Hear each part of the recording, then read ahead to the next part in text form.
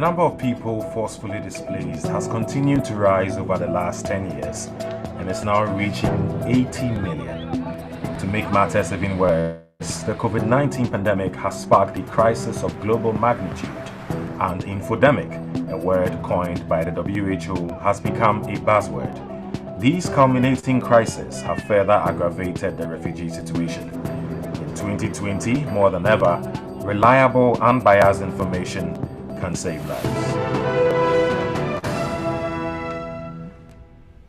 Hello and welcome. Today is the 5th day of the DW Akademie's first virtual conference on communication, engagement, and accountability in crisis. My name is Wanjiko Mwaura. And I am Eddie Micah Jr. It's a bit interesting how you're right behind me, Wanjuku, but I hope you're doing okay there. Yeah, guys, I'm particularly excited about what we're going to be talking about today because it's something that has to do with being a journalist, which is what I am. But before we delve into that, just so you know, Wanjiku and I have been your host for this week. We'll continue to be your host for next week. Now, the topic for today is how can journalists build bridges to host communities? And this session will feature two speakers based in Latin America. And after their session, you will have a chance to ask questions. Simply use the Q&A section during the live stream, and we will try as much as possible to answer all the questions that we shall receive. That is very important, as we always try to do it. This is for you guys, so you have to get interactive with us. Now, Latin America is currently experiencing the largest exodus in recent history, as almost 5 million refugees and migrants have left Venezuela. Now, the Puentes de comunicación project, which means communication bridges, is a cooperation between DW Akademie and the independent Venezuelan media outlet called Efecto Cocuyo. Now, it aims to build bridges between refugees, migrants, and their host communities through local journalists. And with us today is Magnus Kossmann, DW Akademie's project manager based in Quito in Ecuador. He will guide us through a discussion with a partner organization on the ground, answering exactly the question that Eddie Micah Jr. mentioned. How can journalists build bridges to host communities? Well, Magnus, if you can hear us crystal clear, over to you. Thank you, Eddie. So nice to be here together with Mely. As Eddie already said, my name is Magnus Kossmann. I'm project manager for the DW Akademie based in Quito, Ecuador. And Mely, if you'd like to present yourself too. Hi, my name is Mely Reyes. I'm a journalist from Venezuela. Co-founder and director of Efecto Cocuyo, which is an independent media, digital media in Venezuela. Efecto Cocuyo, by the way, in English means firefly effect. And what we try to do is to illuminate the situations, to explain in a better way that people can understand what is happening in Venezuela, and in this case, we try to explain what is happening with Venezuelan migration. Thank you. So, what we're going to do for the next hour, a little bit less than an hour, is to take you guys through the Puentes de comunicación or communication bridges project. Give you guys an overview of the different aspects, the background. It's going to be a bit of an unconventional panel discussion because we have pre-recorded quite a few of the presentations and sessions to avoid technical issues. But don't worry, Mely and I will be here through the whole process and guide you through it so you don't get lost in the different videos and presentations. So to part of we'll start you guys off with a background about the situation and the background to the project, followed by a presentation by another colleague of the project explaining the information platform that the project is also based on. We'll also give you guys a bit of a visual illustration of the migration situation. And I will present the project structure, and we'll end off with another video from some of the participants, and then we'll have a Q&A session. So to start off, we'd like to play a presentation by Mely to give us a bit of a background to the project. And yes. In this presentation, we are going to learn about an aspect that we consider fundamental when dealing with migration: media and coverage. This involves the training of journalists to understand the complexities of an issue such as the Venezuelan migration. I'm talking about the project developed by Efecto Cocuyo and DW Akademie under the umbrella of Venezuela Migrante. But first, I will tell you a story. This is the story of Natalie. As many of you know, more than 5 million Venezuelans have fled the country the last 5 years. Natalie is one of them. Natalie is a Venezuelan mother of 4. In 2017, she and her husband made a decision that she described as very difficult. They decided to migrate to Peru, to leave Venezuela and head south, thousands of kilometers by land. Natalie led her children. One of them was just a month old, and started that journey with a backpack. Another of the daughters of Natalie has a congenital disease. The family could not find the medicines in Venezuela. Their income was decreasing, and every day was more difficult to live a dignified life in the country. Although at first they thought it would be the father who would start the trip, they had to change their minds because he did not have a passport. They also had to start very soon because her passport was about to expire. So one morning, with just a backpack and less than $500 in her pocket, Natalie started her journey alone, looking for a better life.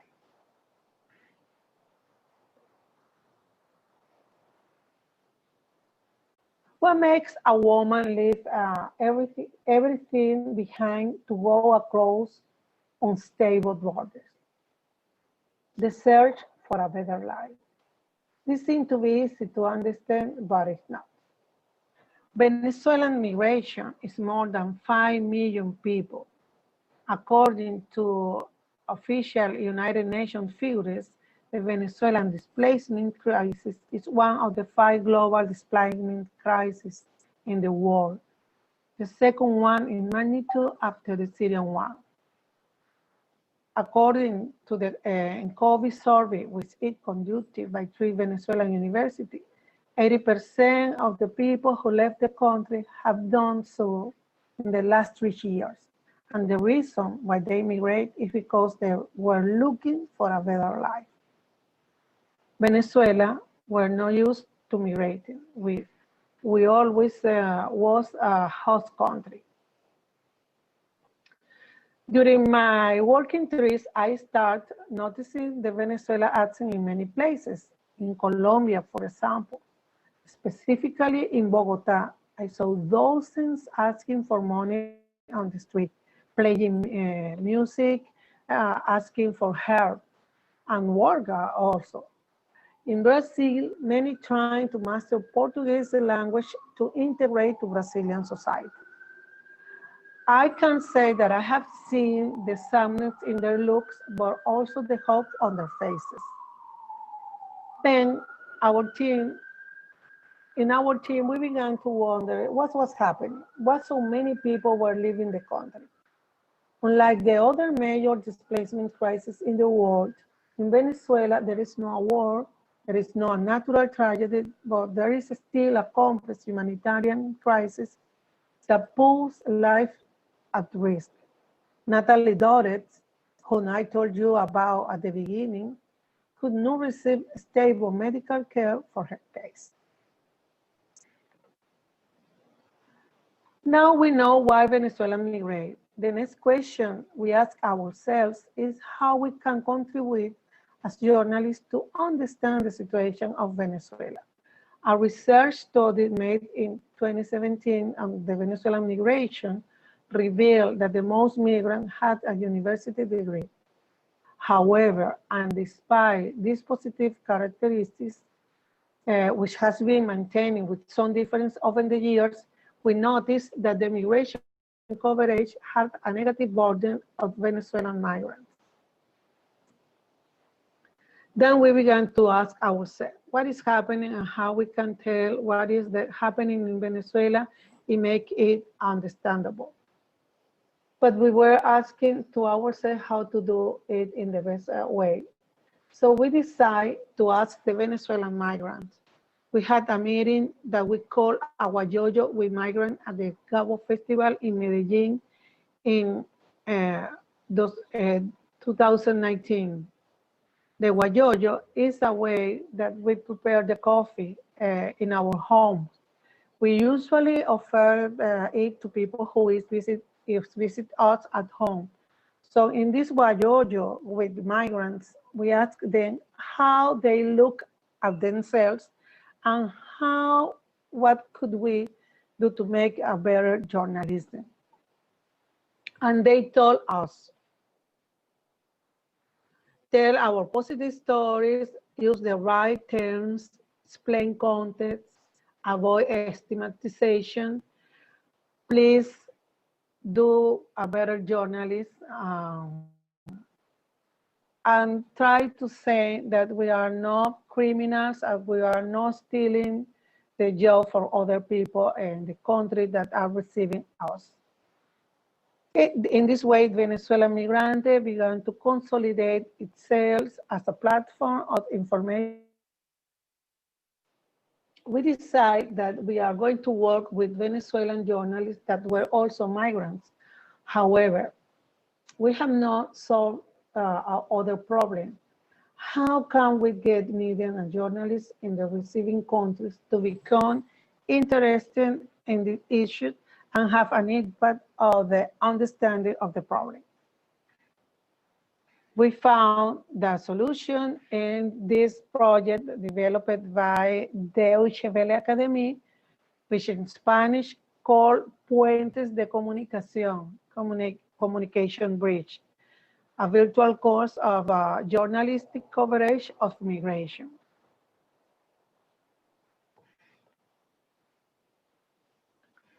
Puentes de comunicación became a program of the DW Akademie, Efecto Cocuyo, Venezuelan migrante, to train journalists from 5 of the main receiving countries of the Venezuelan migration in South America: Colombia, Chile, Peru, Ecuador, and Bolivia, to work with that societies that they can better understand the problems faced by the migrants and look for solutions that will help them to live together and integrate better.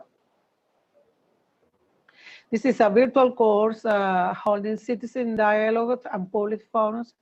In this course, there is a production and publication of journalistic pieces and for local journalists in receiving countries to build bridges between migrants and the receiving citizen. So one of the characteristics of this project, Puentes de Comunicación, is that we have done it with people who are in different parts of the continent. People in different continents, and I think it's very interesting because we have been able to cross different point of views of the same topic.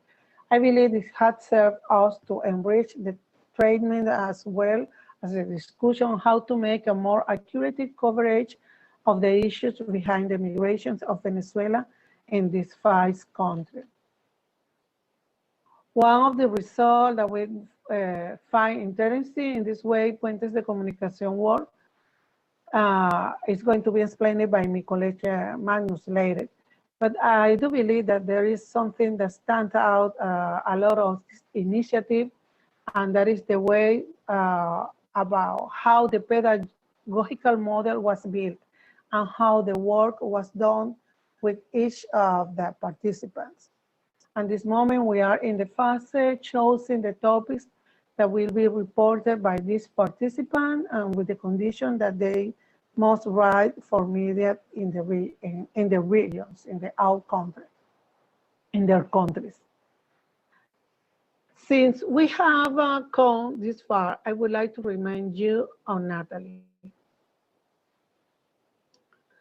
She and her family decided in the midst of the pandemic to return to Venezuela. She crossed close borders, asking for money from friends at every stop. She also became our eyes to tell us how migrants were traveling during the pandemic. She gave us a lesson. While many of us still remain sheltered in our homes, migrants and refugees continue to mobilize, continue to seek a better life, and challenge us on how we can make their story visible. Thank you very much.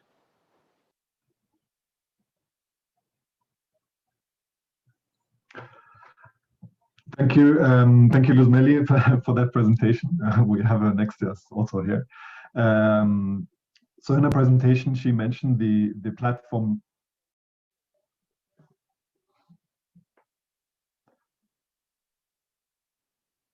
I'm not sure if the video is playing already, but we would like to introduce the next presentation, which is Freya Leon, the editor of the information platform Venezuela Migrante, which forms the basis of the project, also for Puentes de comunicación, communication bridges. So if we can listen to that presentation now. Por acá, Freya León. Venezuela Migrante es un proyecto que nació de Efecto Cocuyo y es la oportunidad que tenemos para contar lo que hemos llamado de cierta manera la patria virtual. Esto quiere decir construir la patria virtual y además narrar la patria que han dejado los migrantes venezolanos. Entonces, con este proyecto la idea es abordar historias de vida y lo que ha sido la narrativa pues, de la migración venezolana en los países de acogida. Nuestra motivación principal es enfocar la narrativa en lo que es el periodismo de soluciones. Significa quitarle un poco esta idea.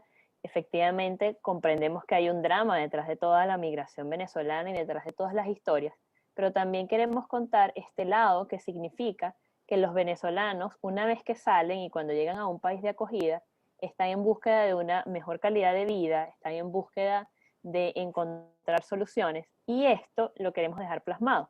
Entonces, esto quiere decir que se encuentran en un contexto sumamente complejo, pero ¿qué pasa ahí? ¿Qué oportunidades se consiguen? ¿Cómo contamos esto de una manera positiva? Que se traduzca también en una historia que sirva para generar empatía y para que las demás comunidades también sientan pues, que ahí hay un viaje súper aguerrido, que hay un viaje de superación, que hay un viaje de encontrar mejores posibilidades de vida.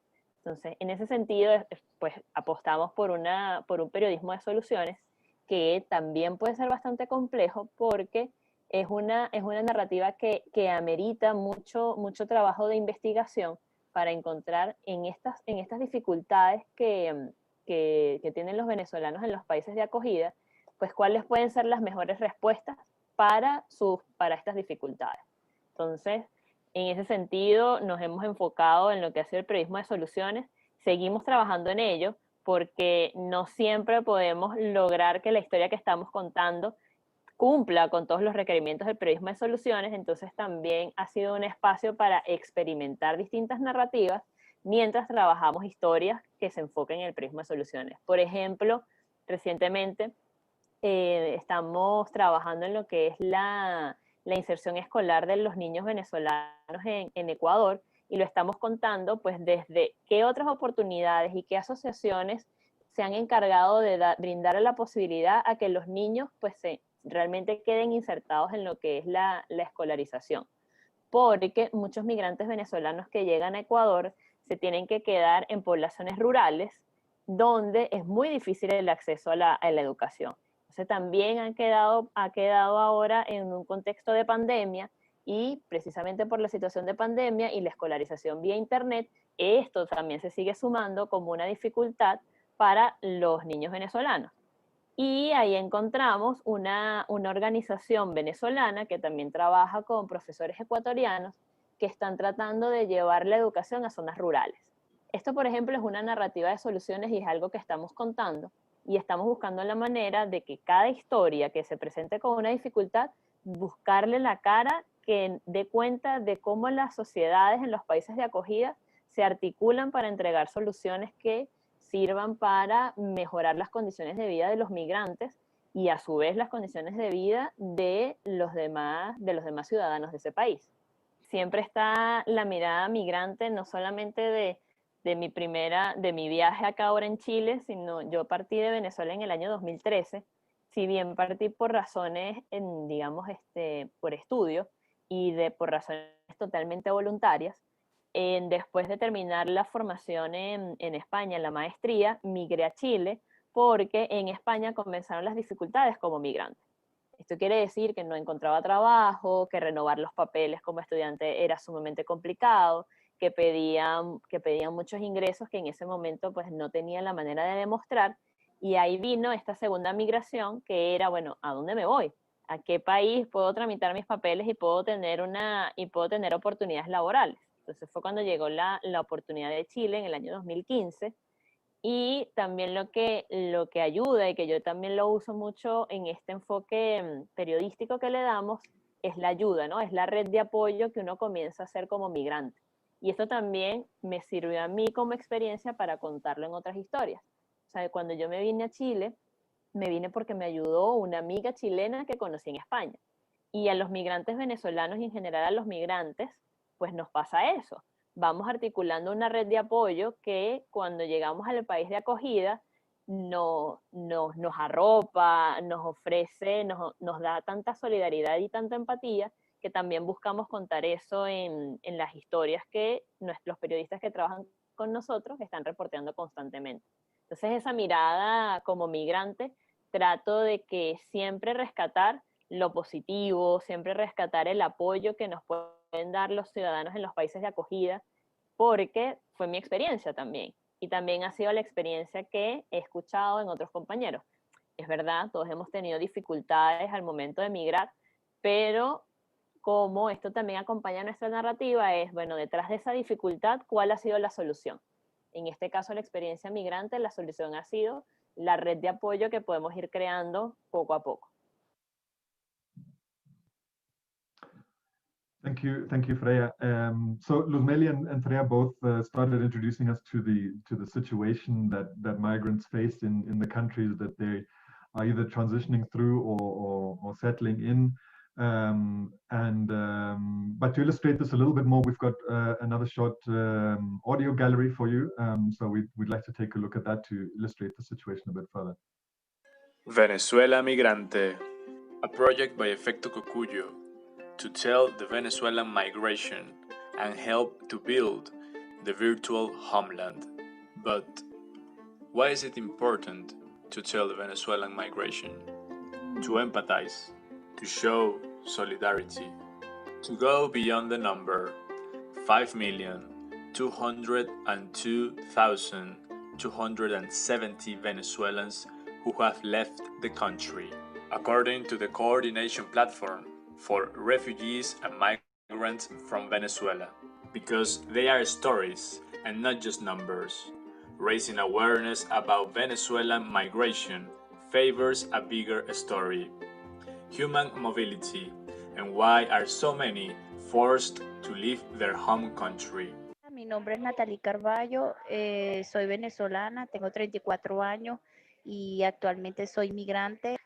Our purpose is to tell different aspects of what Venezuelan migration process has been, to get closer to the stories of the vulnerable population, to highlight the achievement of Venezuelans and how migration contributes to the cultural diversity of a country.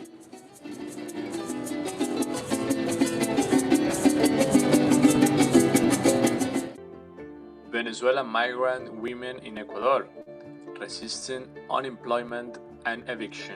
The vulnerability of migrant women in Peru. Vulnerable Venezuelans in Ecuador.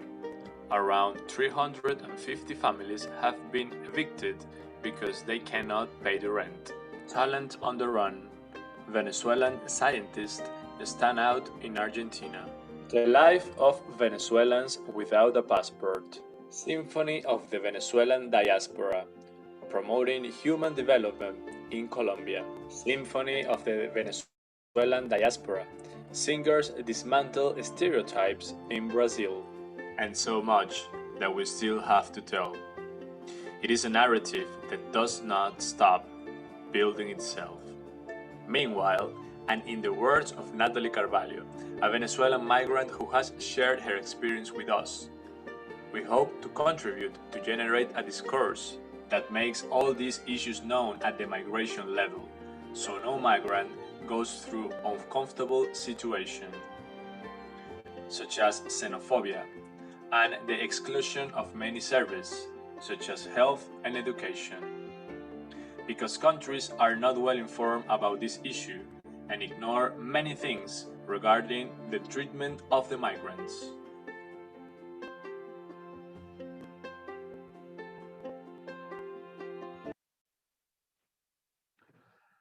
So that I think gives us a little bit more background to the situation and what Venezuela Migrante is trying to do and the bridges that we're trying to build with this project.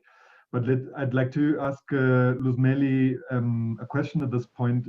She told us about Natalie and her returning to Venezuela, and especially due to the pandemic, this has been a new trend of the migration flow going back, and at the same time the existing flow is still happening. So maybe Luz Mely can just give us a little bit of an update about that situation, which is new. Thank you, Magnus.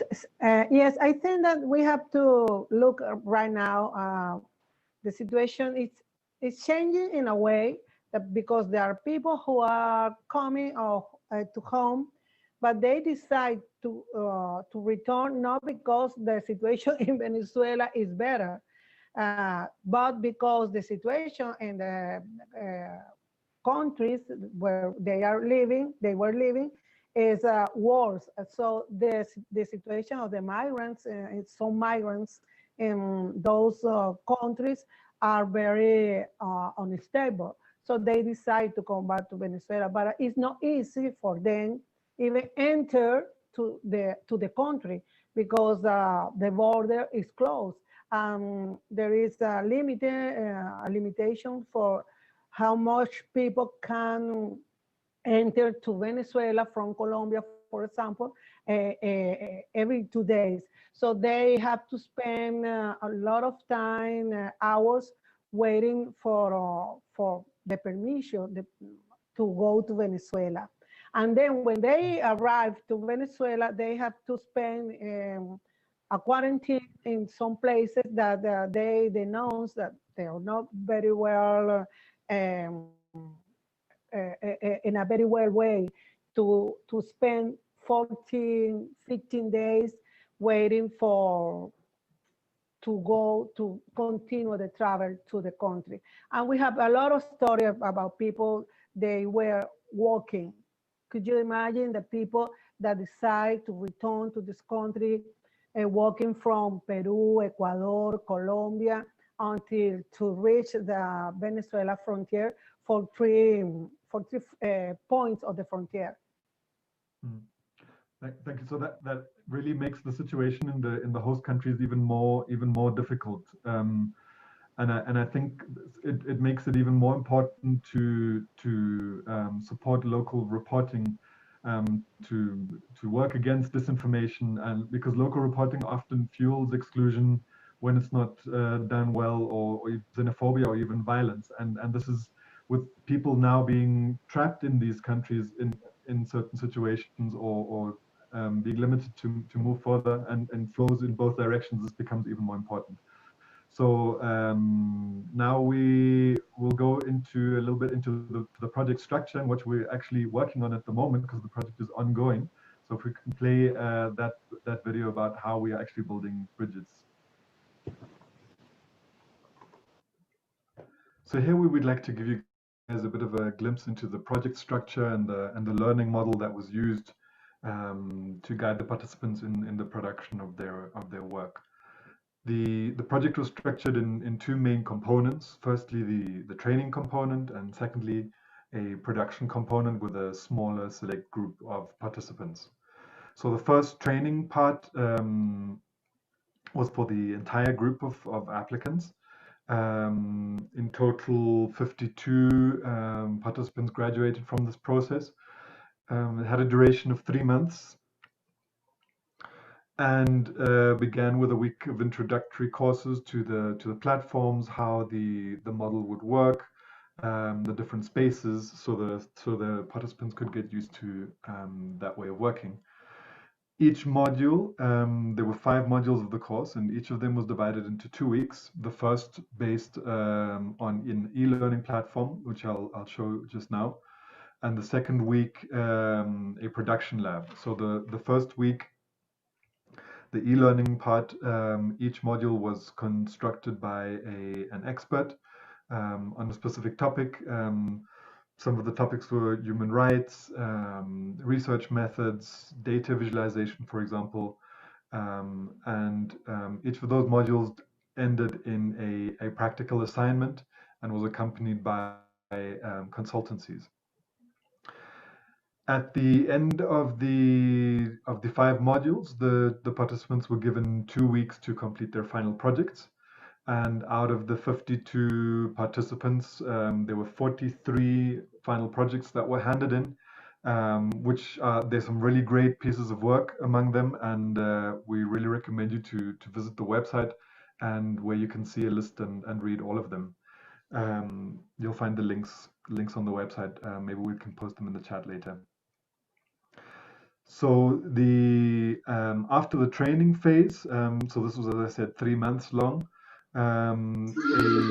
The participants handed in proposals for the production phase, and out of these participants, the larger group, 10 bursaries were given to 10 participants to complete their investigative pieces over a 2-month period, and 5 more were given for podcast production.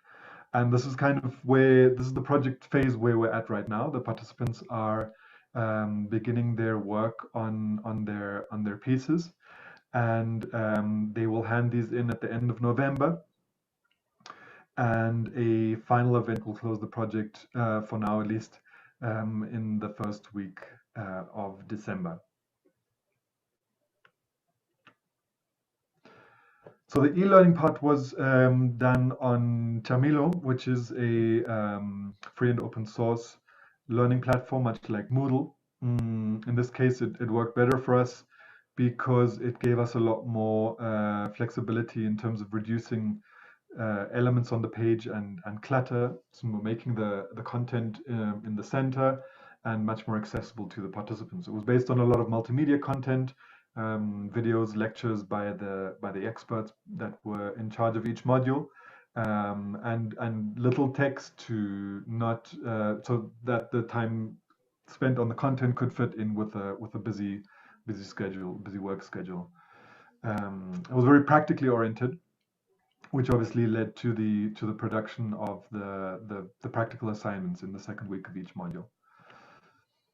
Additionally, accompanying the e-learning platform, there were a number of other spaces that worked really well. One were kind of fireside chats, which happened every Friday, one during each module on a Friday evening generally, and they were very well attended. These were curated and organized by the experts that were in charge of each module, and were on topics related to that module itself, and to go a bit more in depth into and allow time for discussion with various experts. Additionally, there were also consultancies, both group and individual, and these helped the participants, or gave a space for the participants to be able to voice concerns or problems, or really have that connection and time with the lecturers and with the academic coordinators and tutors, to be able to go more in depth into topics, but also to help them with their practical assignments and the development of their proposals. Additionally, a chat group, in this case via WhatsApp, was managed by the tutors and the lecturers, and this was really to motivate students, keep them informed. Initially, it was only an information channel, but now it's been opened up. During the project, it was opened up as a communication platform for the group itself, and this worked really well in motivating and keeping them informed, so that apart from going into the platform to be updated, you would receive reminders via chat group. And this all worked to have a very successful follow-up process and progress monitoring of the participants, all of these different spaces together, which resulted in very few people actually not completing the course or dropping out. The platforms itself, the way the project was designed, with a lot of online platforms being used, the e-learning, the chat groups, the other spaces, the consultancies, for example, helped for the project to be able to adjust to the COVID situation very, very rapidly. And there were very few spaces that actually had to be held in physical environments that needed to be adjusted. All of the learning platforms were based on free and open source software. So we worked with Nextcloud, for example, and Jitsi, which is similar to Zoom, and Pads for collaborative work. And these were hosted on a dedicated server to create a safe and free environment for the participants to do their work in. And finally, I'd like to just spend a little bit of time on this idea of 5 fixes in 5 countries, which we think was something special about the project, and something that can be highlighted as a best practice. And as Mely explained, was really part of the origin of the project itself. So the idea was here to work with journalists that had a background in migration themselves, and a background of migration from Venezuela.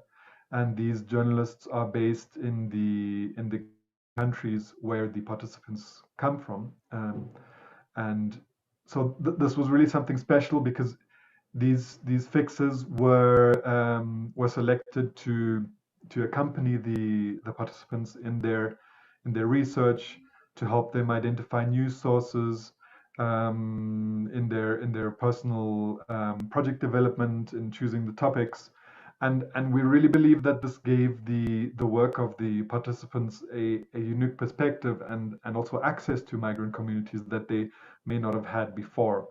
They each of them ran a WhatsApp group with the participants from their country, and really had a really personal exchange with these participants, and helped them through their process. So we really believe that these 5 people were essential for the project itself, and essential for building those bridges between the host countries and Venezuela, between the local journalists and Venezuela Migrante, and to really create bridges instead of barriers to communication and dialogue. So this is something that we would like to end the session with, and I believe the next video will be we'd like to hear some of their voices directly, and listen to their experiences of participating in the project. Thank you so much. So I think we can go straight to the video. I think I've introduced it already.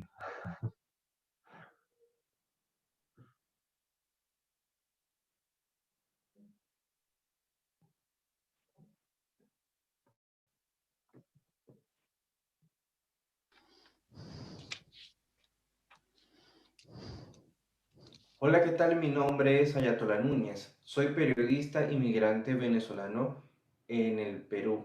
Lo primero que debo decirles es que llegué a este país en el año 2018.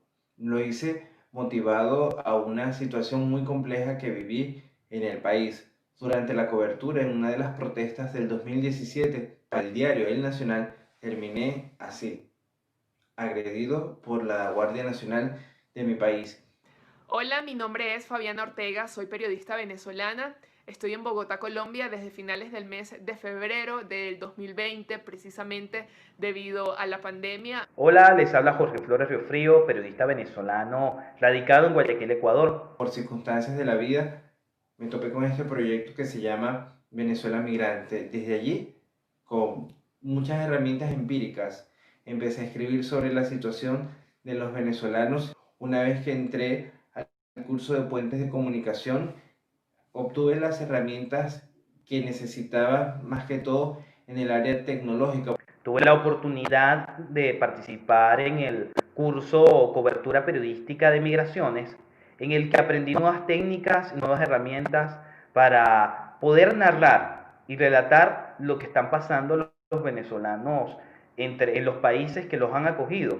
Son muchas historias que contar, son muchas historias que merecen ser escuchadas, y es por eso que hoy día agradezco la oportunidad que me ha brindado Puentes de Comunicación a través del curso Cobertura Periodística de Migración Venezolana para entender más acerca de este fenómeno migratorio y además adquirir las herramientas necesarias para crear un discurso mucho más justo, crear una nueva narrativa migratoria enfocada a los derechos humanos, dimensionar el marco legal que arropa a nuestros migrantes y refugiados. Al final no se trata de nacionalidades, sino de seres humanos que sienten, que padecen, que tienen motivaciones, que tienen aspiraciones, que tienen sueños. Esta es una población vulnerable, expuesta a todo tipo de abusos, que necesita ser escuchada, ser visibilizada y ser abordada no solamente como números en una estadística, sino como personas que padecen, que lloran, que sufren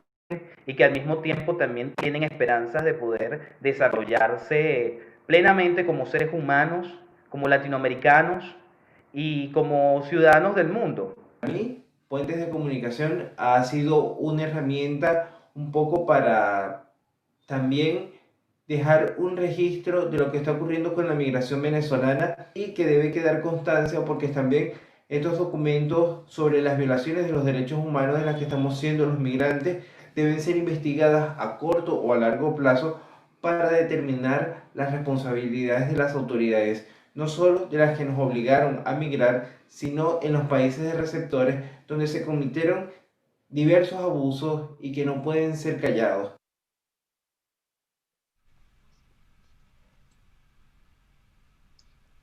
Thank you so much, Magnus and Luz Mely, for that insight on how journalists can and are building bridges to host communities. Something that has stuck with me and something that is new for me is about the wajojo, the Venezuelan way of preparing coffee. It might seem like a very random thing if you hear it out of context, but for me it was a reminder that even as journalists, you need to come so close to the community to be able to represent them properly when you're writing their stories, but also include them in the stories. Thank you so much for sharing that. Eddie, I'm sure you also have a takeaway. Yeah, I definitely have. Not sure if it's about the coffee part like yours, but I think one thing that clearly stuck to me throughout this is that the whole aim is to build bridges instead of barriers. And Wanjiku, that is definitely important, because during the whole migration crisis and the whole refugee situation, there seems to always be people that want to create a division. And that is definitely not what we need in this era. And I think that journalists obviously play a huge role in all of this, whether they want to help build the bridges or they want to be creating the barriers in all of this. Now, guys, wherever you've been watching from, if you're using the app, I'm sure you want to be part of the conversation. You can definitely be asking the questions here and there. Just participate via the app. Absolutely. And before we even get to the Q&A session, I just want to acknowledge one comment here from Gina Morello, who says, useful journalism. Thanks for that. So it's not just questions we are welcoming, but also feedback to the speakers about the impact of their speech. And so you know already where you need to go. If you want to send your question in, go to the Q&A section right next to the live stream to post those questions. Exactly. And if you're watching us via our YouTube page, you can tweet us at DW_Academy. If you have questions to ask, that is one of the platforms or one of the ways you can pose your questions to us. Now, talking about questions, Wanjiku, we'll go on to our first one. It's from Clara Growlish, who wants to know if Mely, this is yours, Mely, can you share the 4 advices on better communication again?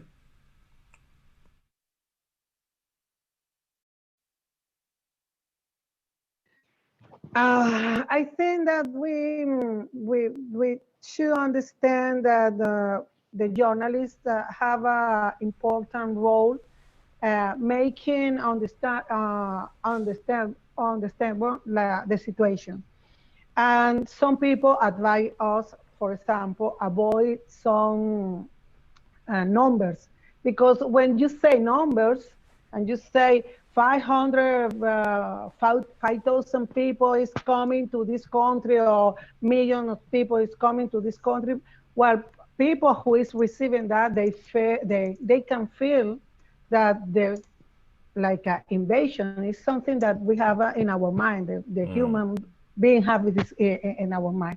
Another thing that I think is important is be close to the migrants, be close to the people who has the story, because sometimes as a journalist, we see the story, or we see the people, and we act in the same way that we make journalists, and okay, let's go, let's look for this story, it's very interesting. But when you talk with that person and you ask him or her how they see themselves, they say something different. For example, they say to a friend of a colleague that wrote a book, we are not refugees. At this moment, Venezuelan migrants, some of them don't see themselves as a refugees.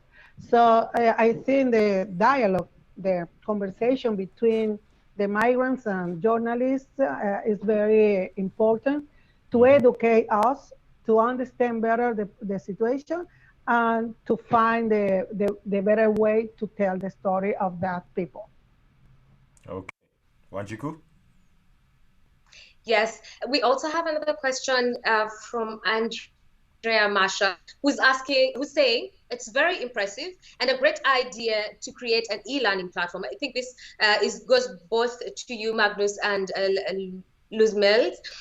Did you include a module on conflict-sensitive journalism as well?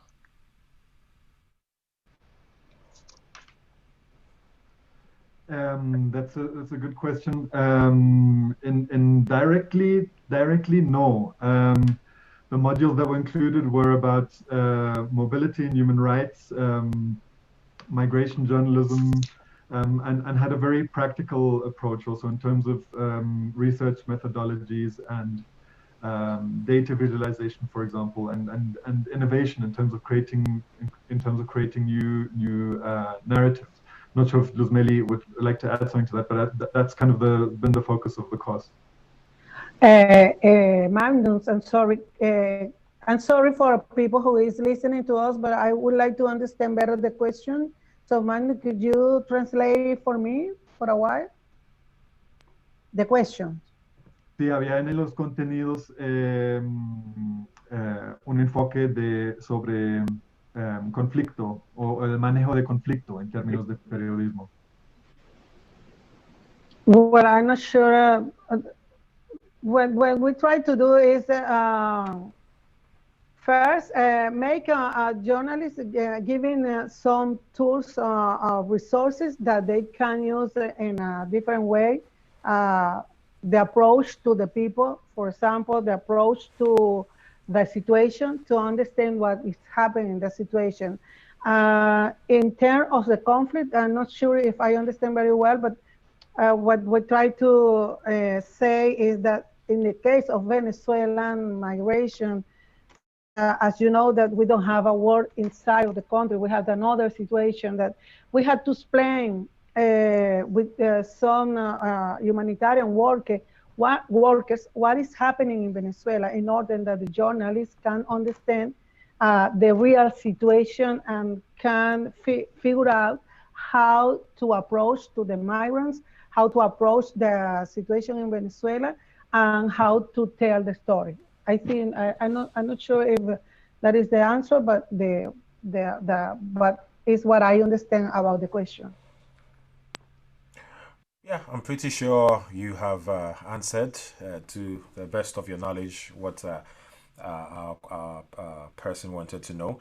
But there's also one here. Hopefully, we have more time for questioning. But there's a question here about what are new and innovative approaches to reporting on migration and human mobility from a human rights perspective in Latin America. I don't know which one of you wants to jump on this, but anyone can.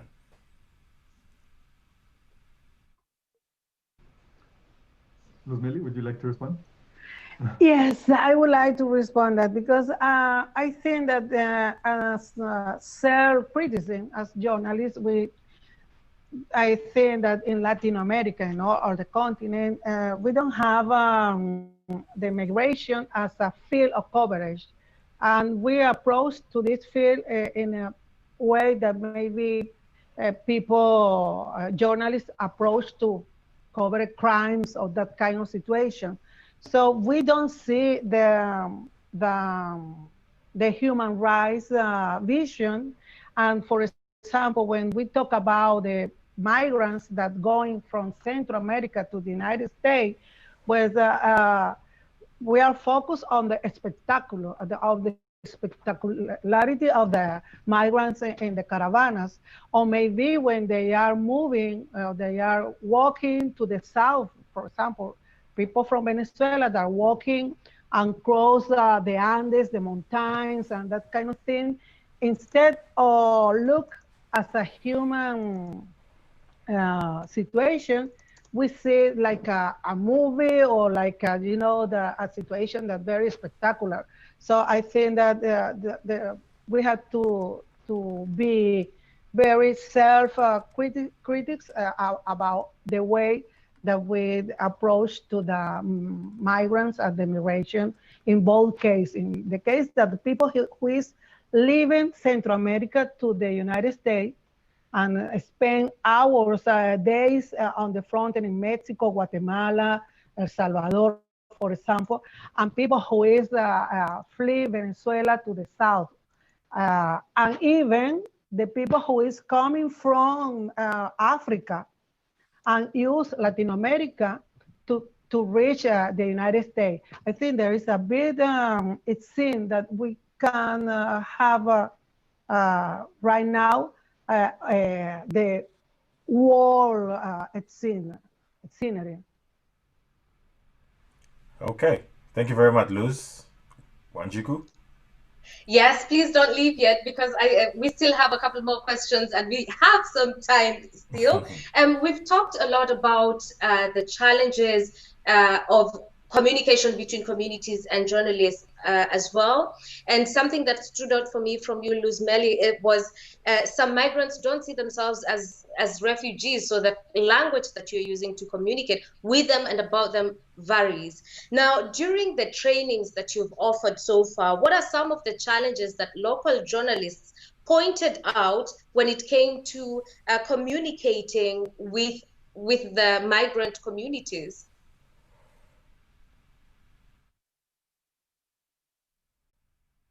Magnus, would you like to answer that? Yeah, I can start off with that.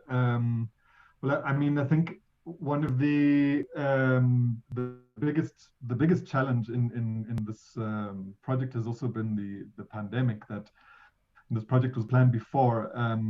So I think the biggest problem in terms of access that was being faced over the last couple of months is actually getting to have contact with sources and the migrant communities, and I think that's something that came out in the course too. I think that was the biggest problem.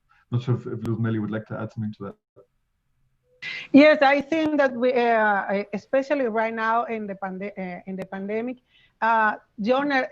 migrants are working and mobilizing, and some journalists are at home. So I think it's very difficult for journalists to reach the story of the people.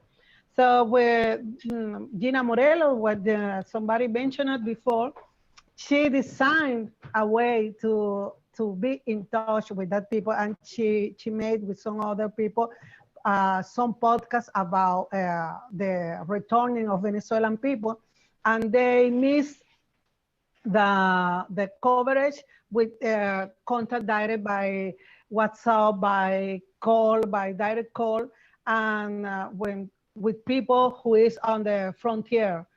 I think that this is a interesting way to miss the coverage. But I think that we have a real challenge right now, because we can we cannot be, think that we are going to make a drone journalist. I think that we have to make our efforts to be close to that people, but it's a challenge because you know about the by security and this kind of thing, and the reduction of the possibility to go to the places where the migrants are.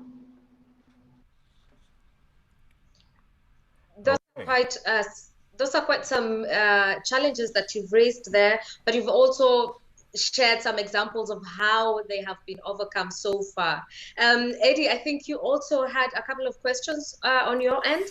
Yeah, that's the thing, Wanjiku. I have a couple of questions, but we still have time to deal with. But maybe if Luz or Magnus, in some seconds, the issue of what the people feel is proper journalism. Because Luz, you earlier mentioned that people believe that better journalism involves telling their positive stories instead of focusing on the stigma associated with them. But how practical or feasible is that? Yes, you know that in journalism we say that the good news, there are no news, no? This is a bad say that we have. But I think, for example, we have this story about the musician diaspora from Venezuela to all Latin America. And we have the story about Argentine, John Argentine, that he learned how to play a music from Venezuela called gaita. It's very funny watching him singing gaita. And this video, it was a short video. We delivered the video, and the video was viralized. People was enjoying about this guy, the young guy that want to learn how to play Venezuelan music. And I think that kind of story have an impact. Okay, it's not, sometimes the media look for the bad story, the story, you know, as I say before, is spectacular. But I think there are small story, short story that show the solidarity. For example, we have this story about some Venezuelans that they were close to Ecuador and Peru, and they suffered an accident, and we had to cover that, but it was the way that their family know about the accident, and they try to be in contact with the people. And now we have a story with some Ecuadorian people. It's not a good story about the migrant, but that story, when we delivered that, when the journalist delivered that, made that somebody that read the story, they decide to hear that people. So I think that we can miss the best practice and look for the positive story that is good. And when we try the bad story, try to show in a way that we respect the dignity of the people where we're talking about.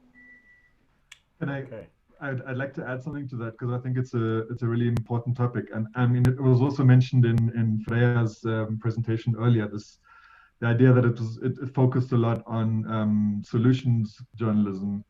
And something that we kind of expected in the project is that if you work with journalists individually, the journalists might be completely convinced about the work that they are doing or the proposals that they develop or telling positive stories or offering solutions, but they go back to their media outlets and sometimes they get blocked there, and that doesn't get taken up. So that's something we try to work into the project and include or get the buy-in of the media outlets that the participating journalists work with to guarantee or to encourage that there's a kind of a breath of fresh air or some innovation also in terms of the telling of stories. And I think that worked really well. And not only in the online and digital young kind of media outlets that you would expect it to work in, but also in kind of more regional and local media outlets and more traditional media outlets that really took up the stories and printed them. So it was really positive the way that turned out in the project. Okay. I think this discussion could take us, I'm sure Wanjiku, you agree, we could have like 1 hour, 2 hours more to delve into this, because this is a very critical topic, especially talking about the role of journalism. That's all we see on TV, we read on outlets, or we hear on radio. So, but many thanks, guys, for participating in this. If you want to get more interactive, this is the chance to go to the app and you can interact with our panel over there. Any questions that you have unanswered, this is the chance to go to the app and get it answered. But hey guys, this week may be over, but remember, the virtual conference continues. That's right, Eddie. It continues next week. And on Monday, we kick off the week by traveling to the Eastern Democratic Republic of Congo, where we will meet Lena Ellen Becker, who works as an associate reporting officer for the UNHCR at the Bunia office. Yeah, now the UNHCR has a community-based protection approach centered around protection groups in which IDPs and members of the host communities participate. Lena and her partners will give us an insight to community voices who will share host communities and IDP experiences in Eastern DRC. I hope that gives you enough reason to join us next week. Thank you very much for your participation. It's been a pleasure. My name is Wanjiko Mwaura. And I am Eddie Micah Jr. Catch us next week, same time, same place. Goodbye.